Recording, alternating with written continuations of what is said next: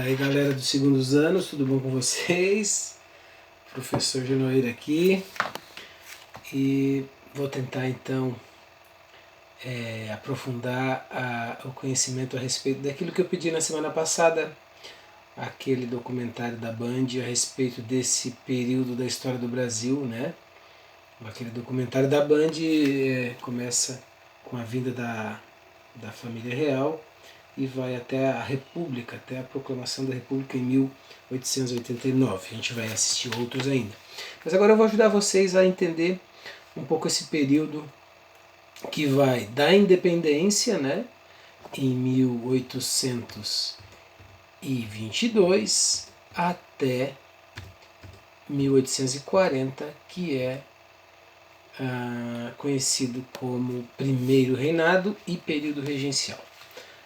Ok, gente, vamos lá então, presta atenção, se vocês tiverem um caderno à mão aí, anotem os pontos principais, até porque vocês já anotaram daqueles dois vídeos. Eu acho que se vocês fizeram aquilo com bastante atenção, vocês já conseguiram entender bastante coisa desse período, ok? Então, o Brasil vira um país, entre aspas, independente em 1822 e começa então o Primeiro Reinado. Quais eram as bases do Brasil? Né? O Brasil era monarquia, né? Hoje nós somos uma república escravista. Então, quando a independência veio, não mudou nada para essas pessoas, e o Brasil praticamente mudou muito pouco com a independência. Havia uma unidade, um país só, e havia um elitismo, né? Que é comum na história toda do Brasil, né? A elite, ou seja, os grupos mais poderosos, principalmente economicamente, têm um poder muito grande e era um governo muito centralizado. Ok? Assim foi o Estado brasileiro quando ele surgiu, com pouquíssima participação popular. Foi algo criado de cima para baixo, vocês vão entender bem isso. Certo? O primeiro reinado vai de 22 até 31, é o governo do Dom Pedro I, ok? Aquele que fez lá, entre aspas, a independência a mando das elites brasileiras, né? Como um boneco nas mãos da elite brasileira, certo? Aí, aqui, o que acontece? Aqui nós conseguimos manter tudo como era, mesmo com a independência. Mantivemos o escravismo, então a independência não trouxe a libertação. Continuamos mantendo o latifúndio, as grandes propriedades de terra. Continuamos mantendo o domínio das famílias, né, dos grandes fazendeiros, oligarquias rurais. E continuamos sendo um país de agroexportação, exportação de produtos agrícolas. Então a gente continuou praticamente do mesmo jeito. Foi tipo a expressão histórica, a gente diz que foi uma mudança conservadora, uma pintura nova numa casa velha, né? Muda para deixar como tá. Olha a frase, muda para deixar como tá. Então vamos mudar para manter as estruturas, certo? Primeiro reinado não foi pacífico, né? Teve alguns lugares que não aceitaram a independência, como por exemplo Pará, e como por exemplo a Bahia. Dom Pedro teve que mandar forças de mercenários, né, de pessoas que são soldados pagos, milícias, essa palavra é bem famosa, né? Acho que vocês sabem o que significa, grupos paramilitares, pessoas até da Inglaterra, também soldados ingleses, para manter o Pará e a Bahia como parte do Brasil. Eles não queriam fazer parte desse Brasil que estava sendo construído. Certo? O primeiro país a reconhecer o Brasil como país foi os Estados Unidos, claro, com interesses comerciais, e a Inglaterra emprestou dinheiro, na verdade, porque emprestou para o Brasil pagar a Portugal, e como Portugal devia à Inglaterra, então na verdade ela estava emprestando para ela mesma receber. Isso aí já estava bem claro lá no vídeo, né, pessoal? A gente já começou devendo 2 milhões de libras esterlinas, que é a moeda inglesa, e na época era o dólar, vamos dizer assim. O dólar da época era libras esterlinas. O Brasil começou já com uma dívida de 2 milhões para que Portugal reconhecesse a nossa independência. A doutrina Monroe, que não está explicando aqui, é América para os americanos, por isso que foi o primeiro país a reconhecer o Brasil. Então não vou entrar nesse mérito aqui, mas é uma doutrina muito muito forte daquele período do século XIX. Tá? Aí aqui tem uma imagem dele, né? Uma imagem apenas, não é foto.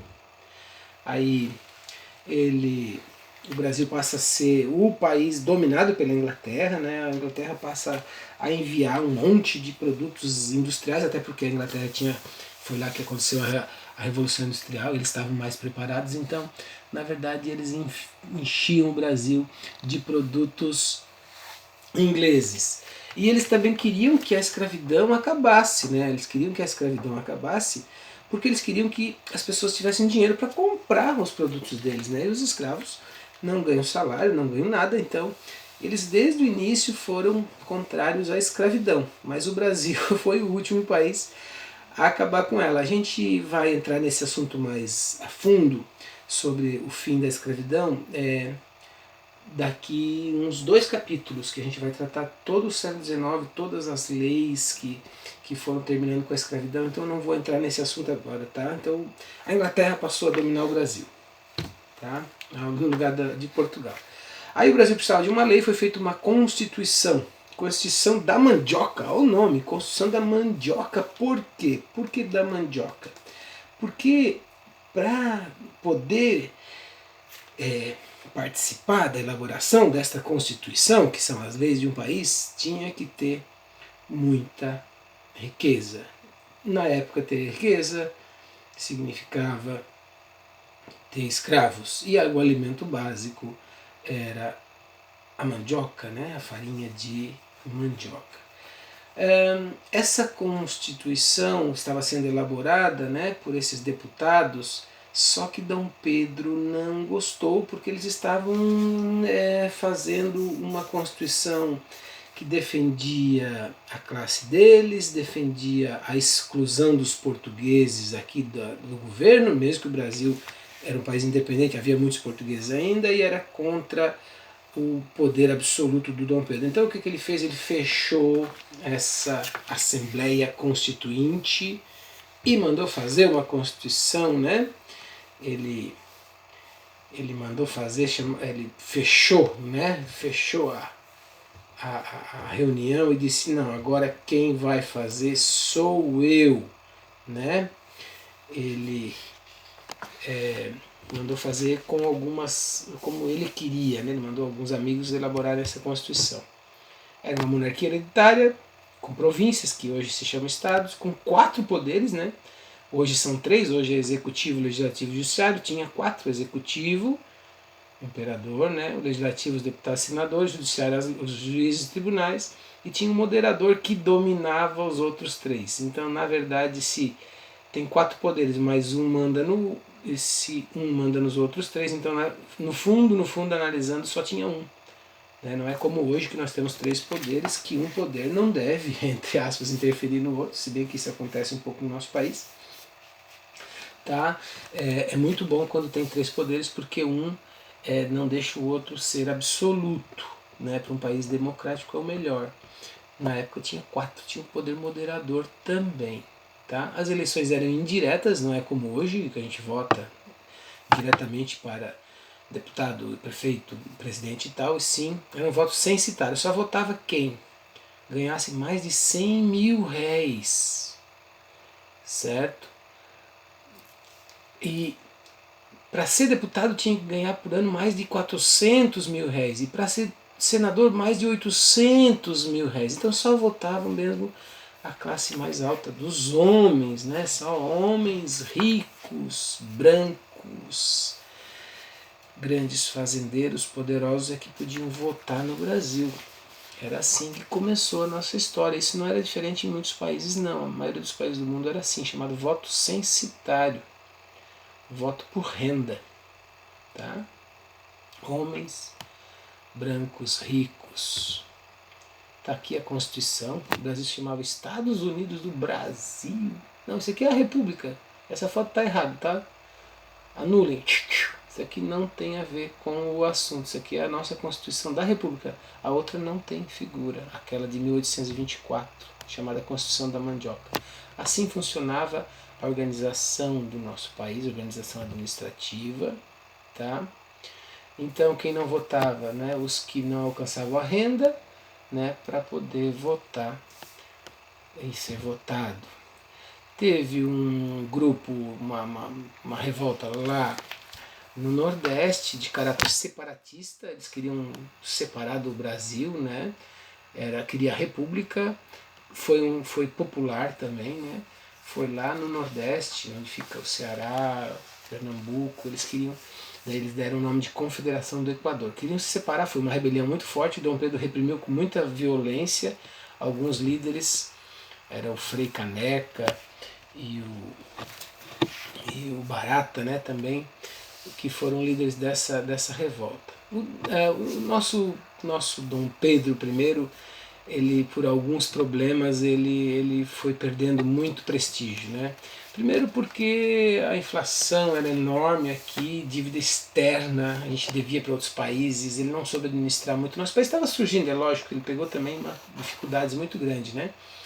Nasceu sem dinheiro e sem organização nenhuma, é muito difícil também um país surgir assim e já está dando certo do nada, né? Muita dívida externa, que é dívida em relação aos outros países, inflação. Ele começou a ser muito repressivo em relação às revoltas. Teve uma guerra chamada Guerra das Platinas com o Uruguai. Isso o Brasil gastou muito dinheiro, né, nessa guerra, e aí gerou mais inflação e mais dívida externa. Ele era muito autoritário, né, dizem que ele até chegava até a mandar matar seus oponentes, né, não se tem provas, né, e ele dava muita atenção aos portugueses, assim.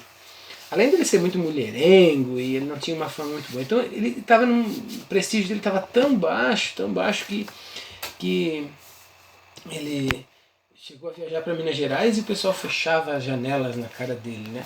Quando ele voltou para o Rio de Janeiro, teve a noite das garrafadas, né? Que vocês viram lá no vídeo, entre portugueses que moravam no Rio de Janeiro e os brasileiros, e ele acabou renunciando, deixando seu filhinho de apenas 5 anos aqui no Brasil, e ele voltou para Portugal para resolver a vida dele lá, ele queria o trono de Portugal. 3 anos depois ele morre. Certo, daí no lugar então do Dom Pedro I veio Dom Pedro II, só que ele tinha 5 anos, então como 5 anos não dá para governar, o Brasil passou a ser administrado por regentes, né? Então houve regências trinas, que 3 regentes, né? E regências unas, com um único regente. Aqui está as trinas, né? Que foi a provisória e a permanente até 35, depois teve as unas, um só regente, né? Escolhido entre os poderosos do Brasil para administrar o Brasil. Foi o período de 1831 a 1840, o Brasil não tinha rei governando, era regentes, certo? Porque o Dom Pedro só tinha 5 anos, tá? Aqui, regências trinas, regências unas, o que aconteceu em cada uma delas. Isso aqui, a Guarda Nacional é muito interessante, que o governo dava armas, né? O governo dava poder de violência, o poder das armas para pessoas da elite, com o objetivo de controlar as rebeliões que aconteciam no nosso país, rebeliões em todo o nosso país aconteceram na época. Então, vocês imaginem o governo dando armas, é como se o governo atual hoje desse armas para os fazendeiros, para eles se defenderem das revoltas dos pobres, do povão com necessidade, ou dos seus adversários políticos. Imagine que o governo atual desse armas para os fazendeiros do Brasil se defender de quem fosse contrário politicamente a eles. Isso foi a Guarda Nacional, e eram pessoas civis, né? Não eram militares. Então, como eles receberam o nome de coronéis, mesmo não sendo coronéis, aqui no Brasil quem passou a fazer parte da Guarda Nacional passou a ser chamado de coronel. Por isso que naquelas novelas tem sempre o famoso coronel, né? O coronel, ele não é coronel de verdade com uma patente do exército, ele é um coronel por ele ter esse poder de mandar numa região, tá? Beleza, aqui também não, aqui também não. Aí são os partidos que existiam no período regencial, né? O restaurador queria a volta do Dom Pedro, só que depois que o Dom Pedro morreu em 34 também deixou de existir, daí tinha o liberal moderado e o liberal exaltado. O nome já diz bastante, ó. O liberal moderado ele queria que continuasse a monarquia, a escravidão, certo? Monarquia e escravidão, queria que o governo continuasse centralizado lá no Dom Pedro, no Rio de Janeiro, na regência no Rio de Janeiro, a manutenção da unidade.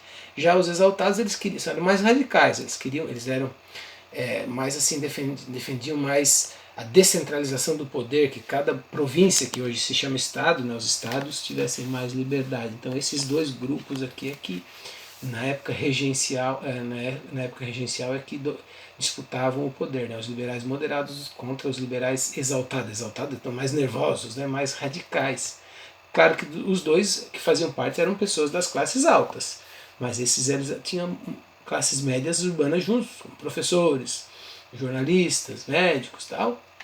E esses aqui não, eram mais os grandes, né? Os grandes fazendeiros. Então eles disputavam poder nas províncias, nos estados, e foram esses liberais exaltados que provocaram as várias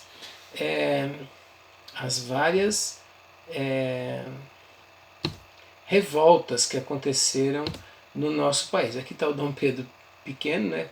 5, 10 anos, e aqui ele já quando saiu do poder com 63 anos, ele ficou, o Dom Pedro II, né, ele ficou governando por 49 anos, tá? No nosso país. Aí vem as rebeliões regenciais, né, as rebeliões que aconteceram durante a regência. Aquela disputa que eu falei entre os liberais moderados e exaltados, né?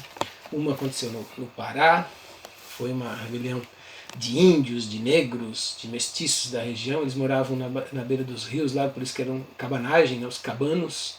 Eles chegaram a assumir o poder lá no Pará, mas que se chamava Grão-Pará na época, mas foram reprimidos. Assim, se fala em torno de 30 mil mortos, né?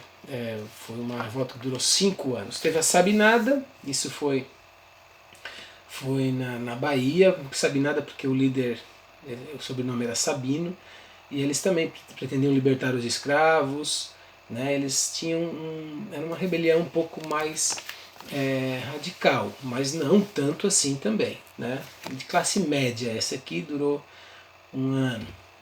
Aí teve a balaiada no Maranhão, que eram pessoas pobres também, escravos e miseráveis. Eles eram contra os privilégios dos grandes, né, dos latifundiários, e aí também foram reprimidos, centenas e milhares de mortos também pelo governo. Durou de 38 a 41 aqui. A Farroupilha, que é a Guerra dos Farrapos aqui no sul, que aí tem a ver com a gente, né? Tem a ver com... Começou no Rio Grande do Sul, com os grandes fazendeiros, que chamam estancieiros, que eles queriam a redução dos impostos, eles queriam vender o charque, né, que é a carne de sol, né, que era produzida pelos escravos.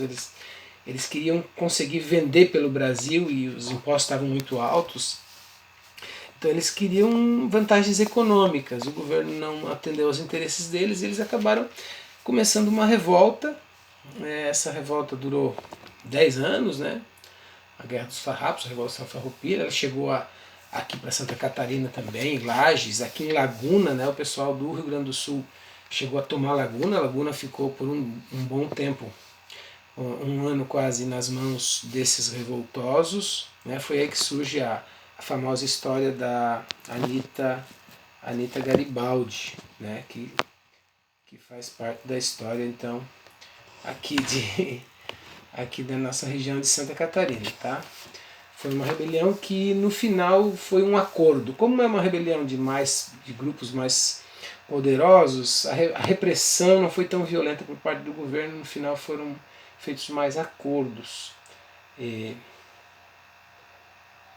foram perdoados, né? Até colocados no exército aqueles que participaram dessa revolta. Aqui estão os lugares, né? Cabanagem, Balaiada, Sabinada e Farroupilha. Tá? Claro que teve também a revolta dos malês, né? Que foi, vocês viram lá no vídeo, né? Dos negros na Bahia. Havia muitas revoltas dos escravos, né? Muitas e muitas revoltas dos escravos, e uma delas se chamou então Revolta dos Malês, lá na Bahia, certo?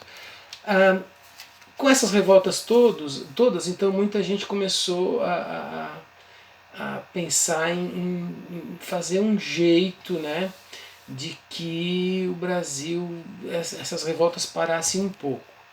Então, aqui diz, ó, essa frase aqui, ó, não se esqueça, a defesa da propriedade é um dever de todos, né? Olhem, os pobres, e aí todo mundo deve ter o direito da propriedade, defender quem, né? Qual propriedade, né, gente? Vamos pensar um pouquinho como hoje também, né? Quem é que defende a propriedade?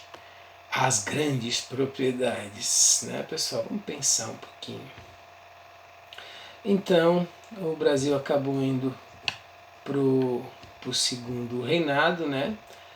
Pro segundo reinado. Então, como eu falei, eles acabaram fazendo um grande acordo, né? O acordo foi o chamado golpe da maioridade. Eles acabaram colocando o Dom Pedro II, o Dom Pedrinho, com apenas 14 anos. Ele, pela lei ele podia assumir só com 18, mas eles criaram uma lei que ele pudesse assumir com 14, para que eles achavam que com essa figura do imperador, né, talvez essas revoltas diminuíssem. E realmente o segundo reinado foi um pouco diferente, né, porque o Brasil, então, a elite brasileira meio que fez um acordo, né, e aí como o café começa a surgir como riqueza, então, de alguma maneira, acontece um pouco de calma para os grandes, para os poderosos aqui no nosso país, no segundo reinado, mas que a gente vai estudar no próximo capítulo. Ok, gente? Bom, então, eu passei os 2 documentários da época, quer dizer, que na verdade é a continuação, né? Expliquei mais esses pontos, tem tudo no livro também, tem um capítulo a respeito disso. É o capítulo, deixa eu dar uma olhada aqui, sobre esse assunto. É o capítulo 9 do livro base, também tem todos esses assuntos, capítulo 9, tá? Então agora eu quero que a tarefa de vocês é que vocês peguem, né, cinco pontos desse período todo, do período do primeiro reinado, que vai de 22 a 31, e o período regencial de 31 a 40. Pensem em 5 coisas, assim, 5 fatos, cinco processos que aconteciam naquela época e comparem com o Brasil atual. 5 coisas da época que ainda falem, né? Expliquem daquela época, né? Ó, naquela época tinha isso, e hoje em dia no Brasil também tem isso. Certo? Como se fosse heranças que a gente ainda está acontecendo. Então escreve 5 pontos, né, como se fossem 5 pequenos textos de 5, façam 5 comparações, né, da época em relação ao que acontece no nosso país hoje. Disso tudo que vocês viram nos vídeos, que eu expliquei para vocês, que está no livro. Ok, meus caros, meus caríssimos, foi isso para hoje, para essa semana. Tá? Um abraço a todos, se cuidem e até a próxima.